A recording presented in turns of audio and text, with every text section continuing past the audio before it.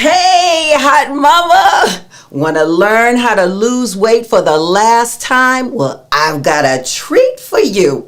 Welcome to Crazy Sexy Menopause, and thank you for taking the time for joining me today. If you don't know me, my name is Bette, and I am the content creator of Crazy Sexy Menopause, and we create content around menopause to educate pre- and postmenopausal women on how to live more vibrantly through better applications of my 3 keys of mindset, meals, and movement.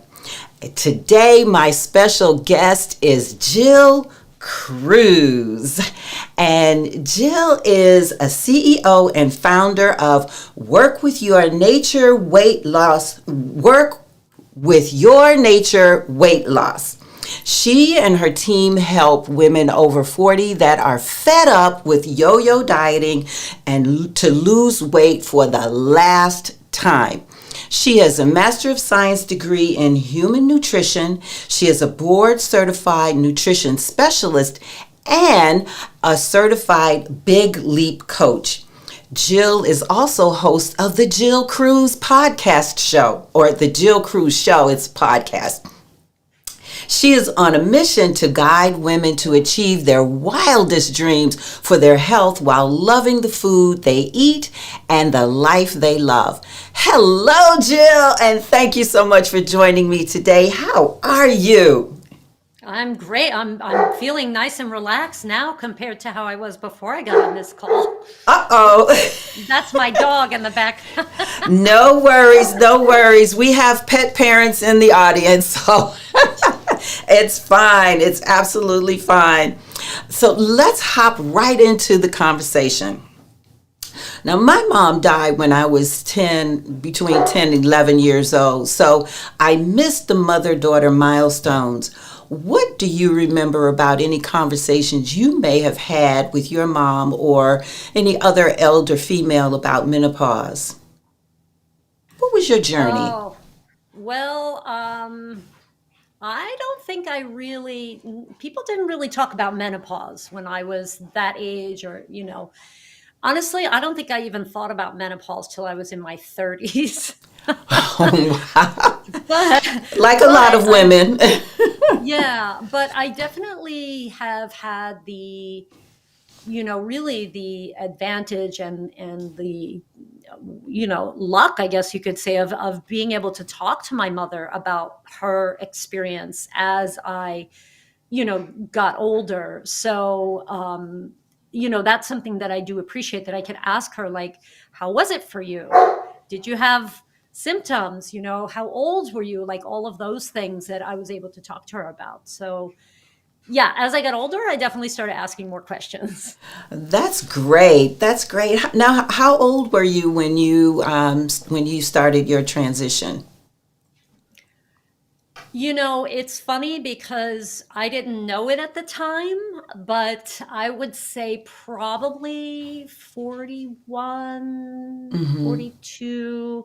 I was diagnosed with hypothyroidism when I was 38. Okay. So, it's hard to parse out were some of those symptoms due to hypothyroidism, or was it, the shift in the sex hormones.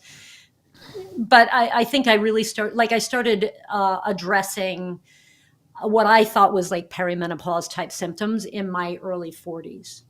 Yeah, and that's really important for women to know, that there are so many different overlaps with the menopausal symptoms and other symptoms. And so that's really why it's extremely important to go to your doctor when you start feeling differences. Because you just never know, and you want to be able to rule those things out before you start thinking, oh, well, it's just menopause, I don't have to think about anything else. So now, Jill, you have 2 daughters, correct? Mm-hmm. And yes, I do. How old are they? They're 17 and 21. Okay, so they are so totally not even thinking about menopause. We're still trying to figure out the birth control thing, you know? I know. At what age do you think you'll start having this conversation with them? Because you started so early. Well, I think I was aware of it early because I was working in functional medicine, and I'm a nutrition, like I was in that world. And honestly, I wouldn't have thought of it if the doctor I was working for hadn't said to me, "Oh, that sounds like you might be low in progesterone." And I was like, "What? I'm only 41. Like, well, how could that be?" Like I even though I'm in the world, I didn't actually know. So, I think it's very common for people to start experiencing things at that age, but certainly a lot of people don't necessarily associate it with perimenopause. But I know, like for me, I thought, oh, when I'm about 50, I'll start moving into menopause. I know, right? We think, and that was what we thought, that was really what we thought during that time. And it's like, wow, 20 years earlier, it really starts like 20 years earlier. So it's crazy. So when you started going through it, how were you in denial, or did you embrace the experience? I think I embraced it because I had a solution in front of me that was presented. So the way it was presented was, oh, you probably have low progesterone. Take this supplement and see what happens. And so I thought, okay, well, this is just like, having babies and breastfeeding and all of this stuff. You go through these phases, and they're not always smooth rides, but there are things you can do to make that ride more pleasurable or tolerable. Right. I know. I hear you. And so, with menopause or perimenopause comes the irregular periods and the hot flashes and the sleep disorders, and those are some of the few symptoms that are commonly associated with menopause. But what symptoms did you experience? Did you have weight gain or anything? What was your experience? I didn't have weight gain. I definitely had, and this is something that I've just always kind of been sensitive around, is a lot of pain in my breasts. And also my cycle was getting shorter. So that's a really telltale sign, I think, for a lot of women to look out for, is that all of a sudden, going from 28 days perfectly every month to 24, 25, 26, being more erratic and shorter. That was, and then nothing. Well, yeah, I mean, I'm 52 and I still have monthly menses. So, okay. Yeah. So, but they definitely got shorter. And part of that could be due to the hypothyroidism affecting my sex hormones. Like you said, there's always interconnections. But my sleep was terrible. And I think a lot of women who are listening who have had children can relate to this, that ever since I had babies, my sleep was terrible. So really, that was, was not new to me at the age of 41. It was like, I think I just kind of got used to waking up so much at night. And then I just thought that was normal. And, doesn't have, like, now I have beautiful sleep. I have excellent sleep. So you are so blessed. Oh my gosh. Well, wow. I've done a lot of things. It wasn't, like I said, it wasn't that way for a long time. Okay. I just assumed that it was just part of aging, like so many people assume. But when I really started addressing it, I was like, oh, I can fix this. Like, I can actually fix this. And I did. So, it's funny. This morning I was taking my walk and I was thinking about how good my sleep is. And it is good. You have no idea how many women are out here saying, what did you do? But go ahead. Oh yeah. No, I'm aware. I'm aware. And I sleep is like, I mean, we could literally sit here, I'm sure, and talk for hours about sleep. But the thing that I was thinking was that one of the big things that I've done to improve my sleep is Mm-hmm. not easy, and it's not something that a lot of people are willing to do. Mm. So, and I was relating that in my mind to a lot of things around our health. They're not necessarily easy things to do, but if it becomes a habit, then you kind of get used to it, and you don't, it's not terrible, it's not bad. It's just that to get that started can be hard sometimes. And so what did you do? Well, actually, so my journey is threefold, I would say, in sleep. One, addressing the progesterone, because Okay. progesterone is Mm-hmm. very, as you know, and but listeners may not know, progesterone Mm-hmm. is very important for sleep. So, increasing my natural production of progesterone, not testosterone, using a botanical supplement. That was one thing I did. And then I actually started using CBD, hemp Okay. based CBD, and that improved my sleep dramatically. And I will say, for anybody who's interested in CBD, there are a lot of bad companies out there. So Yeah. buyer beware. There's a lot of overpriced just junk out Yeah. there. Do But your research. yes, do your research. But Mm-hmm. that helped a lot. And then namely now, I don't even take CBD anymore, is morning and evening meditation for about a Yes. half hour each time. And so it's a kind of a hard sell. Mm-hmm. People always say, "Oh, I don't really want to meditate for like a half hour before I go to bed. Like that just seems like a lot of work." Yes, maybe, but if your sleep is not good, Right. give it a try. Right, right. Oh my gosh, I can totally agree with you on that. Meditation is such a game changer, and especially at night. I meditate both in the morning and in the evening as well, and even when you wake, and I saw something. I think you do this as well. When you if you wake up in the middle of the night, just going into a meditation. I think I mentioned this in one of my other videos on sleep, that just going into meditation while you're in the bed will totally put you back to sleep. So I am totally there with you on that one. It is a game changer. It It really is is.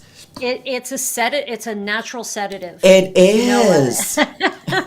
that's the only way I can think of it. And the thing Yeah. is, again, like it may seem like such a burden, like, oh, I have to do this long meditation to sleep well. But if you're not sleeping well, anybody who's not sleeping well can attest to this right now. Mm-hmm. It affects your entire life, It right? It affects does. your mood, your hunger, your ability to lose weight, your health, of course, so many different aspects, but it really makes us miserable if we can't sleep and we don't. Yes, yes, because you're grumpy, and I mean, all of these other things that happen when you don't get a good night's sleep. You can't focus. There's a lot that goes on within the body when you don't get enough sleep.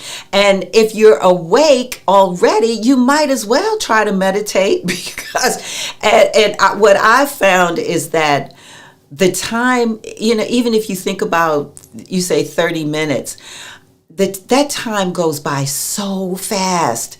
And, you don't even have to set a timer or anything, because it's even better then, because if the timer goes off, then you're awake again. But, just laying there for, if you are laying there and 20 minutes may have passed and you're into the sleep, you're Yeah. into your sleep mode. Yeah. So yeah, try it if you are out Yeah. there and having problems getting to sleep. That's a Yeah. good one, and it's no cost. Right. Yeah. And you can use an app. I use something called the Silva method. Okay. And they actually have, if anybody's interested, you can reach out to me, or Betty, but it's they have a YouTube video that's like anybody, it's free, and it's got this 25-minute relaxation. But the thing is also that I've been working in with this whole meditative practice is not only falling asleep and staying asleep, staying asleep, right? Yeah, that's a But big one. also having the dreams that I want to have, and also waking up when I want to wake up without an alarm clock. This is all doable. It is. Even if you want to take a power nap, that is huge. You can program yourself to take a nap. It is really something. It is really something. It's so cool. It's so cool. It really is. Now I think I have some chats here. Okay. Hi, Keely. Okay, mommy Lala says hi, Jill. She's saying hi to you. And Keely says, I usually sleep fine, but I'm starting to get woken up with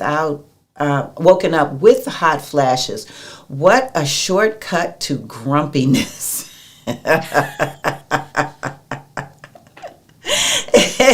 That is true, and we're going to talk about that in a minute.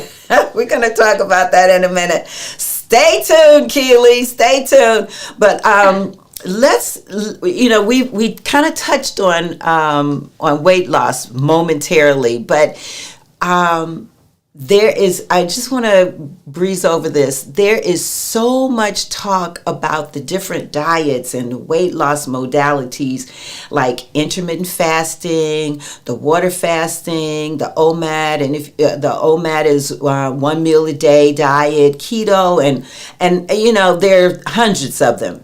And so, and then you have those people in various industries that say, all you have to do is just eat less and exercise more.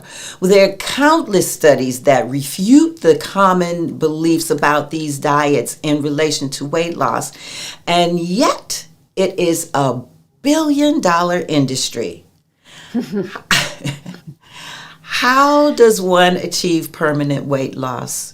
Jill, tell us. Well, I would say one should start by not doing a diet. That would be absolutely. That's a big one. That's a big one. Whatever you think you should do the opposite, right? Yeah.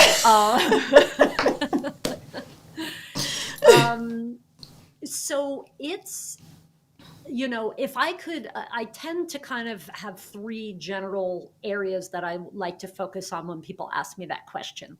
The first is the concept that I call it is nourish first. Because if your body is not properly nourished, you are going to desire food in a way, have cravings, right? Or hunger. So, it's rather than thinking of, what do I have to take away? Think about what you want to add. How do you want to nourish your body with nutrients, with water, with pleasurable foods that you enjoy, with whole foods, and making sure you're getting enough protein, enough healthy fats, and enough fiber that are going to bring in the vitamins and minerals and the polyphenols that we all desire and need. So if you're hungry all the time because you're trying to lose weight, that's not nourishment. That's counterproductive. Right. And these are the foundations of holistic health. So so the physical is one. What are the others? So in terms of nourishment, I usually say, nourish your body, nourish your mind, nourish your spirit. And emotions are all embedded in that as well. Like, pay attention to your emotions as well. So a lot of times people will go to the fridge because they're feeling sad, or they're feeling like something's missing, or they're feeling bored. So before you try to just go on a diet, look at your life, like you said, holistically, and say, Is there something missing? Am I feeling like my career is unfulfilling, or my relationships are not healthy? Or maybe I just need a hobby, or, or maybe I need to find something that stimulates me intellectually that's not work. Yes, yes. So, and a big one, and you're going to love this one, is, do I need to move more? Am I too Right. sedentary? The body craves movement, Mm-hmm. and it's not like you get an email that's like, oh, you didn't eat enough protein today, Bette, or you didn't move enough today, or you didn't, love enough today.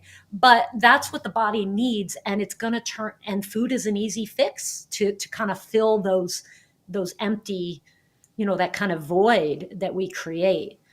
Yes. I used to say, um, do what children do. Children eat when they're hungry. They play until they practically fall out sleep.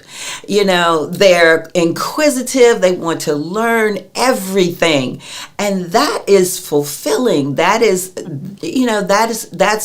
a beauty of the circle of life in terms of how we interact with each other, laughter.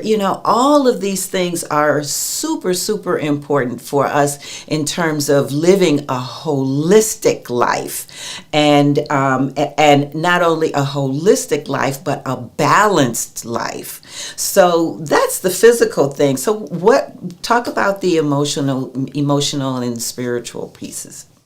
Oh, okay. So that's still under the Oh, auspices that's of Nourish First. right. Okay. Okay. So I have like three things: Nourish First, Mm-hmm.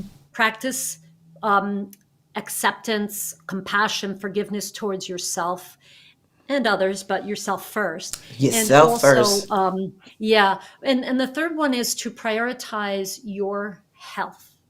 So, yes, I can talk about how to, nourish your spirit. Like, I think having a spiritual practice of some sort, for you, that might mean that you go and you sit in the woods.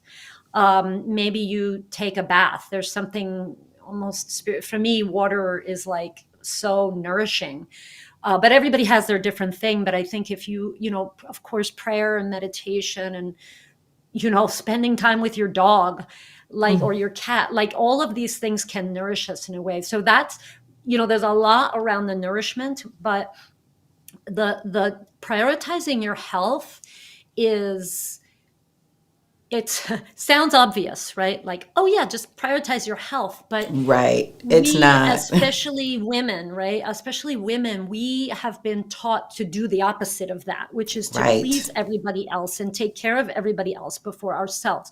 So if you want to lose weight permanently, you have to understand without a shadow of a doubt that your health is your priority.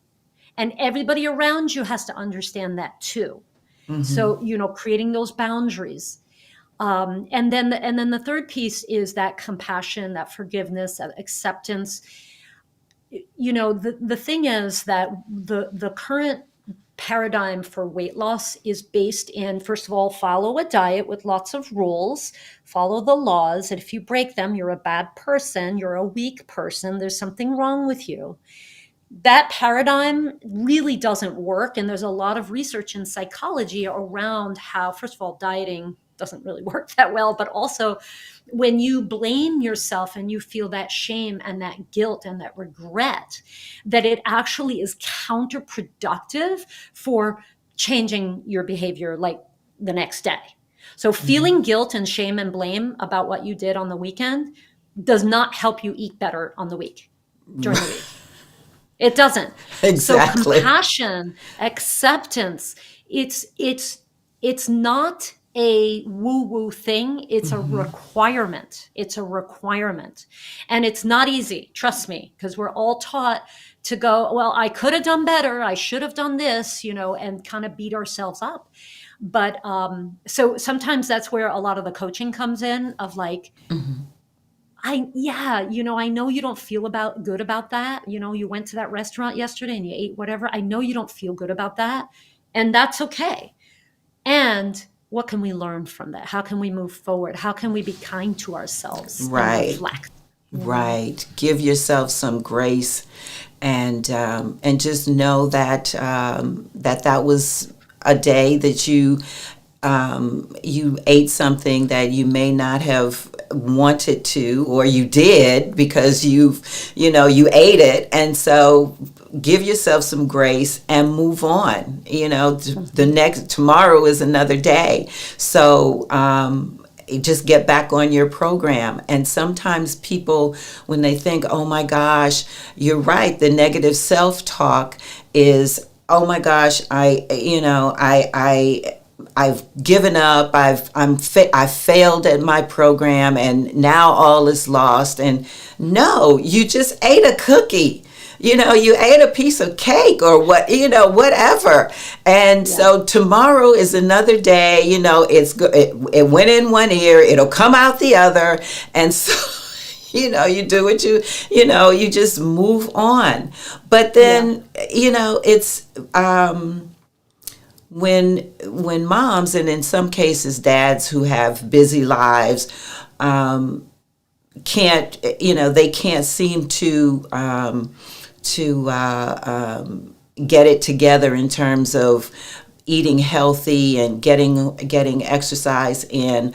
What do you recommend for those families to make their health a priority? Well, it's really a mindset. Mm-hmm. I love the word commitment. A commitment is a promise between yourself and yourself. That's what a real commitment is. You can have an agreement with somebody else, like, our clients have that agreement that they're going to show up to the calls, and they make an agreement like, this week I'm going to do this differently, right? Mm-hmm. But ultimately, you have to have that commitment with yourself that this is important for you. And I think this leads into one of the most important aspects of anything, whether it's you want to be more fit, you want to be healthier, you want to lose weight, you want to have better sleep, is what's in it for you. Yeah. Why do you want this thing? And I could give you a million examples, but one is coming to mind. My client, I did this group weight loss thing, and we just ended last week. And this woman she's 41. Yes. She's pretty healthy, and she's like, she doesn't really need to lose a lot of weight, but she wants to be healthier, right? Her parents are aging, and she sees that, and she's like, yeah, I think, I want to exercise, but I just don't do it. And I don't know, I don't know why I don't do it. And I was like, first of all, whenever that's happening, whenever you're trying to do something that's within your realm of control, mm-hmm. and you keep not doing it. Yeah. Rather than, because what she was doing in that moment was she was putting the blame on herself and feeling guilt and shame around the fact that she could not motivate herself to exercise. Stop right there. Take responsibility. I call it healthy responsibility. When you take responsibility, you're not blaming. You're taking responsibility. And I said to her, if that's not happening, there's a reason. So what is that reason? And she was like, well, I don't know if I have a really strong reason. And I was like, yep, that's right. So mm-hmm. when you use this example, Bette, of like the family who just can't seem to get their eating right, 9.9 times out of 10, it's just that they're not sufficiently motivated. You have to have a compelling reason, because I'm mm-hmm. telling you right now, and we all know this, the world is not going to help you be healthy. The world is not going to help you lose weight. That's the truth. They're gonna do the opposite, right? Your friends want you to drink. Your friends want you to go out. Your friends want you to eat. Of course, we can have a conversation about who you hang out with, and maybe you should hang out with people who want to be healthy. But the world is full of temptation. The world is always going to ask you to work harder and do more, and not to stop what you're doing and go and meditate or make yourself lunch. The world does not want you to do that. So you are the only person who can make that happen. And the only reason that you're going to make it happen is that you have a why, a strong why. Yeah. Why do I want this? Why is this important to me? Yeah. Sorry, I feel very passionate. No, and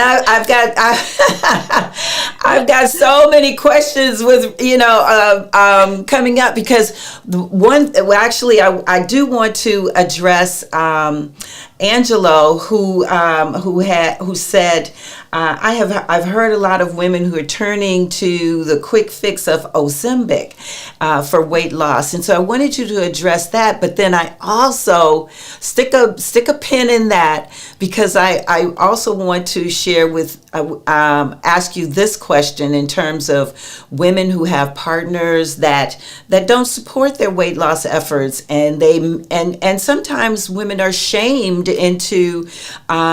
for not having the willpower to stave off their cravings. So what would you say to these women? So the Ozempic question first? Mm-hmm. Yes. Let's do that first. Yes. That is also something that I feel very strongly about. Okay. So if someone had type 2 diabetes and they went to the doctor and the doctor said, oh, well, you've been working on your diet, but it hasn't worked out so well, so here's a medication for you. Mm-hmm. Would anybody look at that woman or man and say, oh, that person's looking for a quick fix? Maybe. Mm-hmm. Maybe. But generally speaking, if someone has type 2 diabetes, or they have cardiovascular disease, or they have hypertension, which are often lifestyle-induced diseases for the most part. Correct.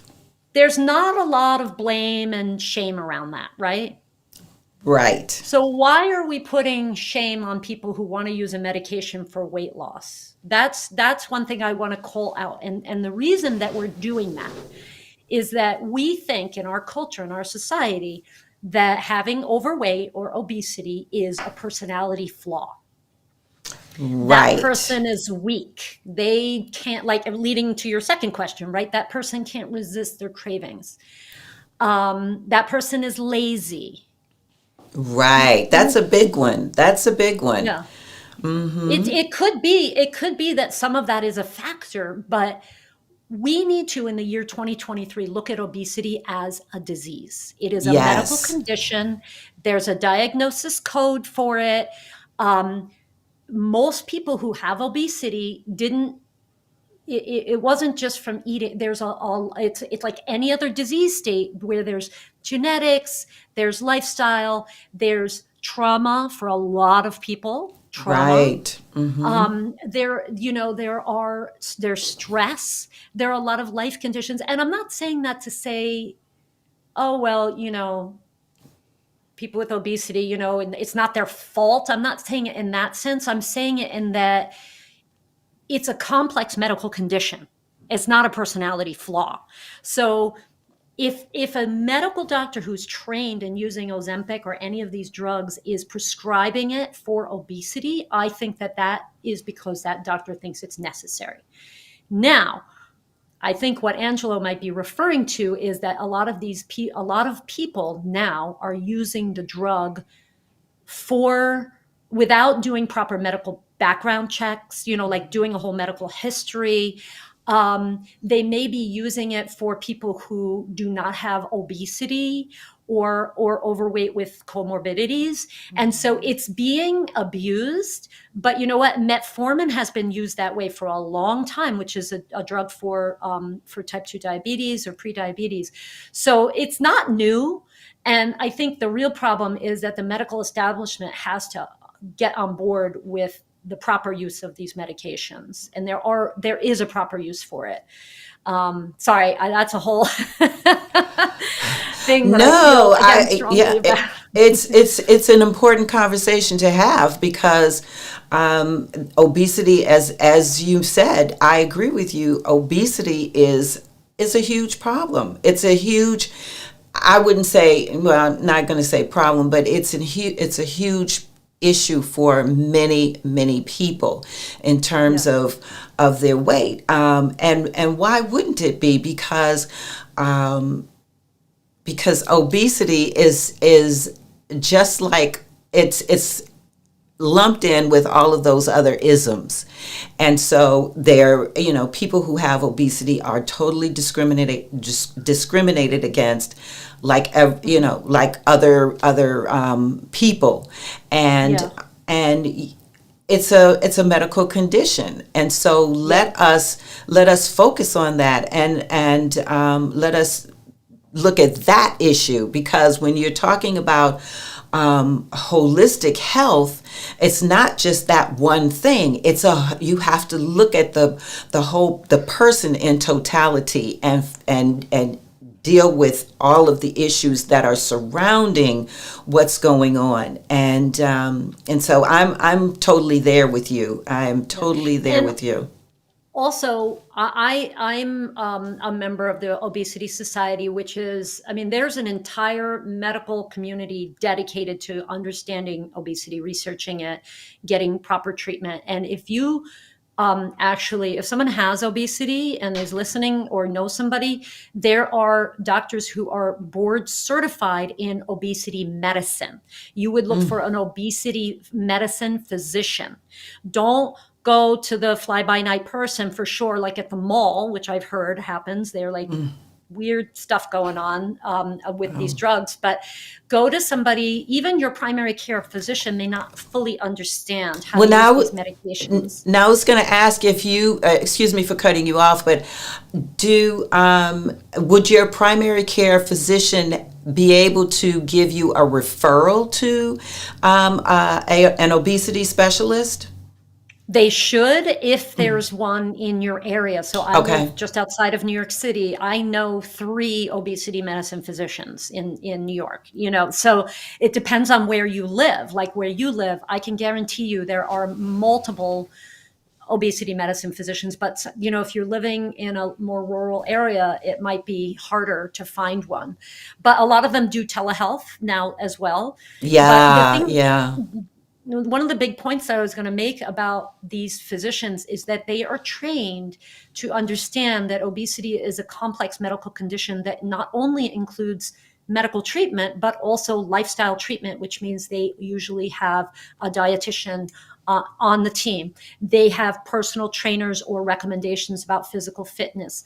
They have chiropractic, like they take the ones who are really understanding this condition will take a holistic approach. They're not just going to give you a drug and say, "Oh, go do whatever you've been doing." Ah, They understand that that's not the way, that's not the path, that it is, like you have emphasized so beautifully, it is a holistic treatment. And just like if someone was diagnosed with prediabetes, I had someone today I got on a call with. He was diagnosed. Now he's taking a holistic approach. If he's not able to reverse it, then maybe a doctor will give him a medication, and maybe that's what he needs. But right. you know, it's not enough just to take a medication, and sometimes it's not enough just to do lifestyle treatment. Exactly, So, exactly. It's you know, and you bring up a really good point, because it does take time. It's not a quick fix, and so you have to do certain modalities for a period of time in order to see if they're going to work for your body. And so, you may start with exercise and nutrition at one point, and then if that's not working over a period of time, then maybe some sort of medication has to be included in there. But and you have to have a doctor or a primary care physician or a specialist that's going to work with you. So it's yes, not a situation where, you could just go to any doctor and get a prescription and then it's here. You just can't do it alone. You right. cannot do it alone. So, Yeah, yeah. And I would shout from the rooftops, like, as a matter of fact, only a very, very, very small percentage of people with obesity are getting medical treatment for obesity, because our society has decided that you're just a bad person. And that's why you look that way. That is wrong. That is a- so wrong. And absolutely. please, tell your friends, like, let's approach this in the way that in a responsible manner, because what's happening is that those people are prey to this multi-billion-dollar industry that we talked about. They are the ones who are spending all this money. I mean, not just them, but a lot of people, right? True. And they're just dieting. And dieting doesn't really work, and it causes trauma. It causes a dysfunctional relationship with food and with the body, and low self-esteem. Because when a person goes on one of these diets and then they go off the diet, which is kind of like the mistake, but it's right. Well, the diets, first of all, are not sustainable. Let's just say that. And so when you go off the diet and then you regain the weight and more, then you begin to feel like, oh, I'm a failure because I didn't achieve what I thought I would achieve. And I just read an article that states that people also have a skewed view of how much weight they are going to lose in a specific time frame. And so you talk about that a little bit. Well, if you look at research around weight loss programs, 10% of body weight. So if you weigh 200 pounds and you lose 20 pounds, that would be 10%. That is considered success.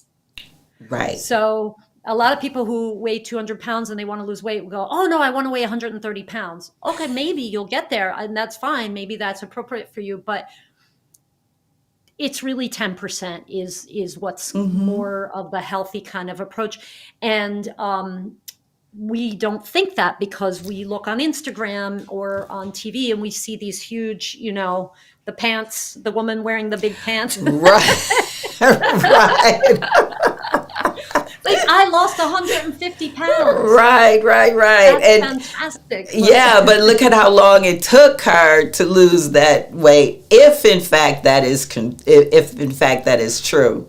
Right, and people do it. People lose 100 pounds. Yeah. But my question when I say permanent weight loss, what are you doing right now that you're fine doing it for the rest of your life? Those are the things. That's key. That is really key. You have to do it for the rest of your life. If it's working for you, you're going to have to do it for the rest of your life. And if you don't like a specific vegetable and a diet, quote unquote, is saying, okay, eat this to lose weight, and then you eat it, and then you think that you have to stop eating it once you get off the diet, you're going to gain the weight back. So. Yeah. So I'd rather ask somebody, like, let's say instead of thinking about what you're going to do over the next 3 months, what are you going to do over the course of the next 5 years? Yes. And I love the idea of develop a habit. Pick one habit that you're going to work on. Maybe it's sleep. Maybe you're going to work on improving your sleep, and just work on that for the next 6 months. And slowly, when people want to go to bed earlier, a lot of people, they get bad sleep because they choose to. You know this, right? They go to bed too late. Right. So instead of going to bed at midnight, go to bed at 11:45, not 9 p.m. Don't jump from going to bed at midnight to going to bed at 9. No, that's a terrible idea. For the next month, I'm going to go to bed at 11:45 p.m., no matter what. And then that starts to become habitual. And then you go to 11:30. It's the same thing with eating more vegetables. So in the next 6 months, I'm going to increase my vegetable intake by, 5 servings a day. So for the first month, I'm just going to add 1 additional servings of vegetable a day. That's it. That's all I'm going to do. 6 months from now, it's going to be second nature for me to eat those vegetables. I don't have to worry about it being sustainable. Right. Now, let me ask you this. Oh, go ahead. I was just going to say, sometimes people are like ready for more change, and that's where like they'll come and work with us for, a year. Our program is a year. And Okay. so we do kind of accelerate the process because they do want to lose weight. Like I Hmm. understand that, but to me, if you lose 20 pounds in a year, you're probably never going to gain it back. Right, If you right. lose 60 pounds in a year, you're probably going to gain it back. Hmm. So, Hmm. the gradual, but what are the new habits you have a year from now? That's the That's the goal. key. Yeah, yeah. Now let me ask you this: we touched on hormones, and of course now with menopause being the talk of the town now, hormones are also a huge topic. So, what are your thoughts on hormonal solutions, and are there nutritional solutions to balancing hormones? Absolutely. Yes. Yes to, Ooh. but I am a fan of bioidentical hormones. Um, when prescribed by a healthcare, a doctor or a registered nurse or somebody who can prescribe, Yes, yes. who is well versed in the risk factors, the testing, the follow up. Um, you know, one example, we're working with someone, and she was prescribed a testosterone pellet. Okay. Now that is something that's put in under your skin, and it slowly dispenses testosterone into your system over the course of, I believe it's 3 months. Once you put that in there, you can't change the dose. So Oh, really? I didn't yeah. know that with the pellets. Yeah, so don't start with a pellet, start with a cream. Now I'm not a medical doctor, okay? So Mm-hmm. don't, Mm-hmm. talk to your doctor about this, but to me it makes sense to start with a little cream to see what your body needs, and then maybe you go to a pellet because it's easy, right? You don't have to think about it. But stuff like that, Mm-hmm. there are practitioners out there who are licensed, who are doing things that are, in my opinion, not so great. This person was also given a supplement called DIM, which is botanical, but what can happen with DIM is it can actually lower your estrogen. Oh, So if your no. estrogen is already low, No, you don't want to do that. yeah. Oh So my DIM should gosh. only be used by particular people when you understand how they're breaking down estrogen in their body. So we use Mm-hmm. a test called the Dutch test, which is, it shows you how that individual is breaking down estrogen. Mm-hmm. And for some people, DIM is a good solution, but for other people, it will be May a not. disaster. Yeah, it's important to know, and actually, I did a video with a compound pharmacist. Hmm. So Awesome. check that out. Yeah.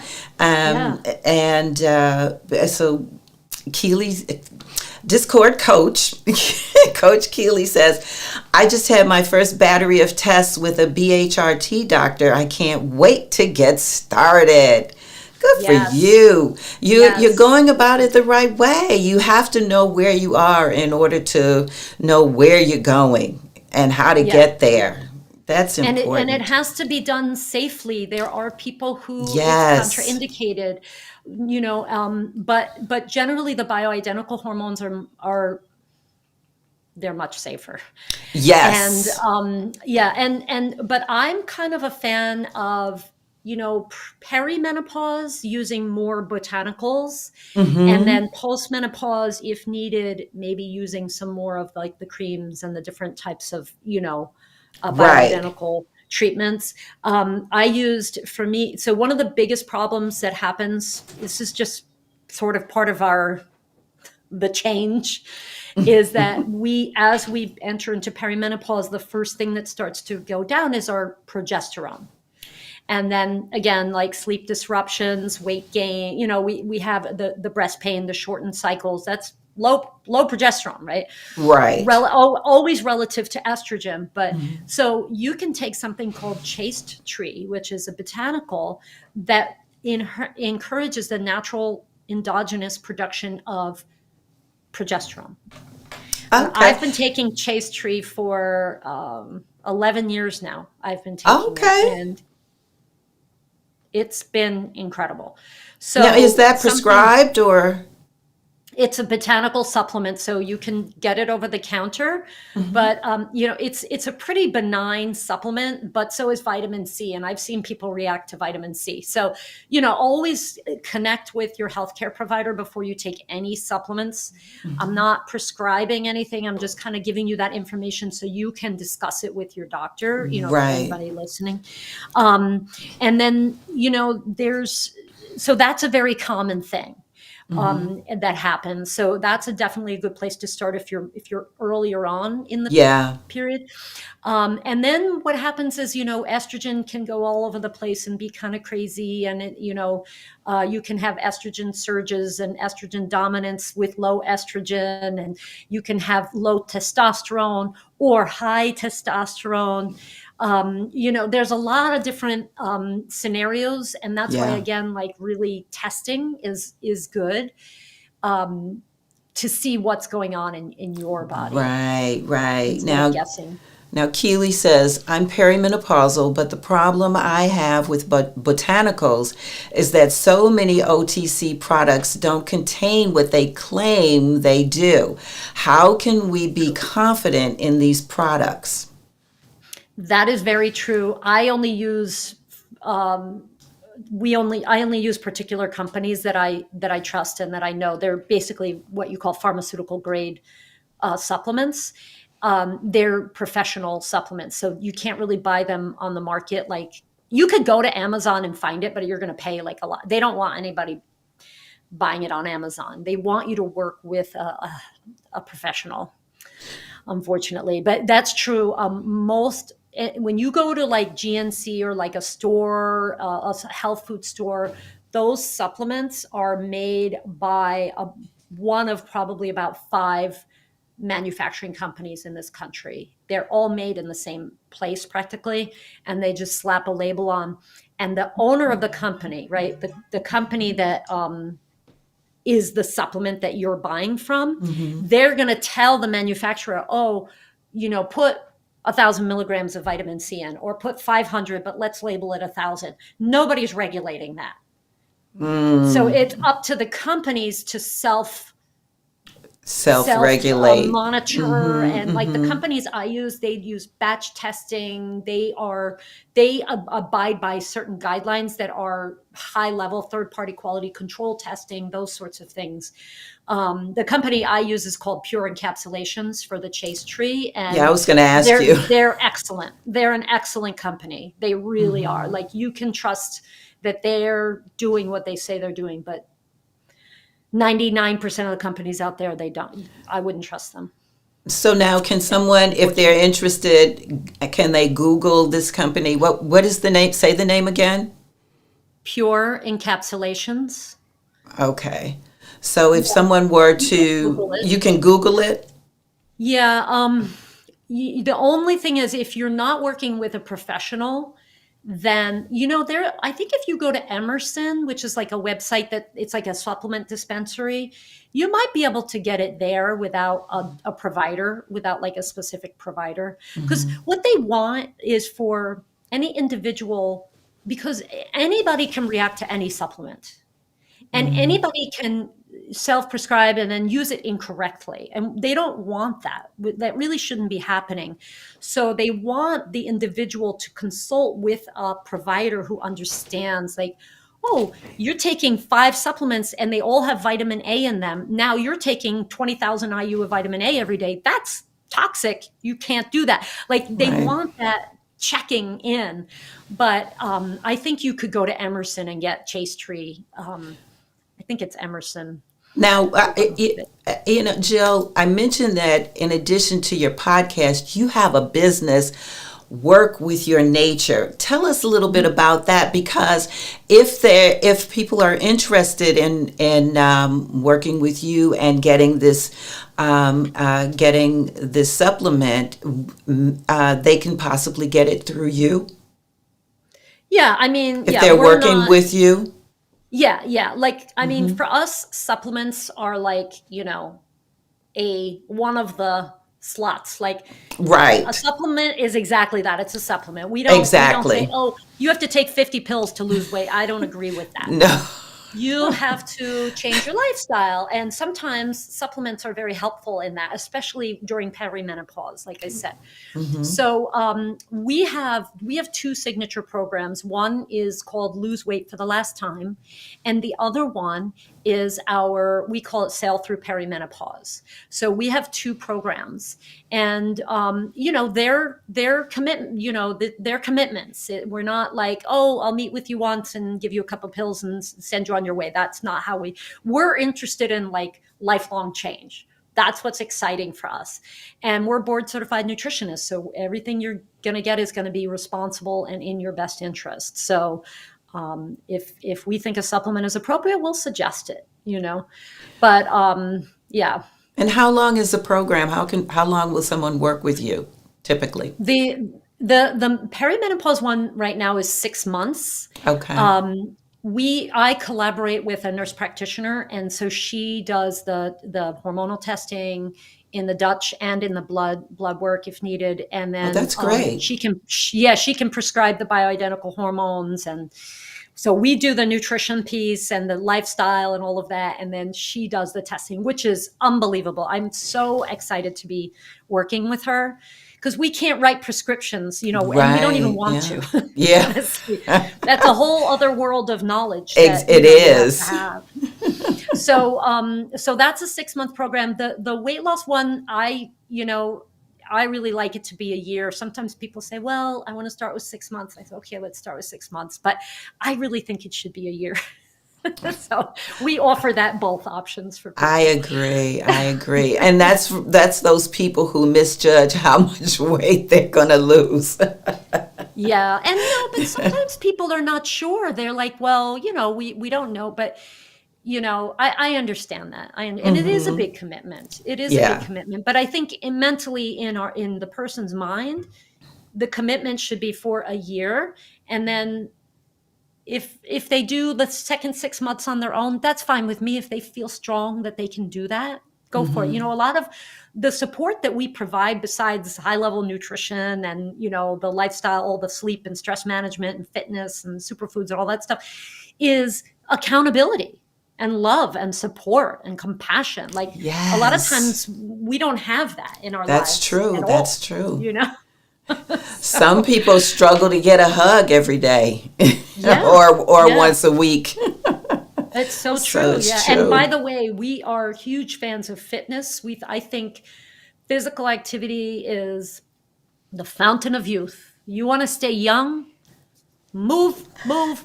Yes, yes, Dance. yes. I say that all the time. Movement is the key to the fountain of youth. It is so true.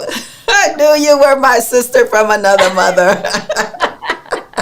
And it'll improve your sleep too. That's right. That's right. Oh my goodness. Well, Jill, thank you so much for joining me today. I so appreciate you and the gift you are to the world. If someone is watching and would like to contact you regarding your work, regarding the things that we've shared today, or working with you, how can they do so? I know you are just on all of the social medias, but which ones would be the best? I'm definitely most active on LinkedIn. Mhm. So yeah, if you just look up Jill Cruz, MSCNS, you'll find me on LinkedIn. That's where we met. Yes, that's right. And I'm so glad we met. Me And too. I have a podcast, like you mentioned. It's called the Jill Cruz Podcast. It's on all the, Spotify and Apple podcast, any of those normal places, Amazon. And that's nice to just kind of listen and learn. And I've interviewed Bette. I've interviewed so many incredible women on this podcast. It's a And then, wonderful podcast. It thank really you. I love is. it. I love it. Me But too. and I also have a website, with blog posts. Like, I've been writing articles for 5 years. So you can go Nice. way back and any topic you could think of, around like weight loss and health and lifestyle and stuff. It's all there. Wow, great. I love it. I love it. Well, thank you so much. And Thank you. I look forward to chatting with you again. And it has been an amazing pleasure. And we'll everyone say goodbye. Say goodbye to Jill. Hi. Thank you for having me. This has been You're such a pleasure. very- Always a pleasure with you, Betty. Thank you. Thank you. And so and it's been a joy for me as well. So take care. Thank you. All right. Bye. Bye-bye. And so, everyone, thank you so very much for joining me today. Click subscribe if you like this interview and want to. Am I off? Are you off? Did you turn it off?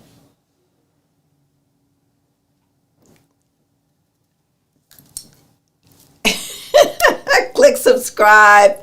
I'm sorry.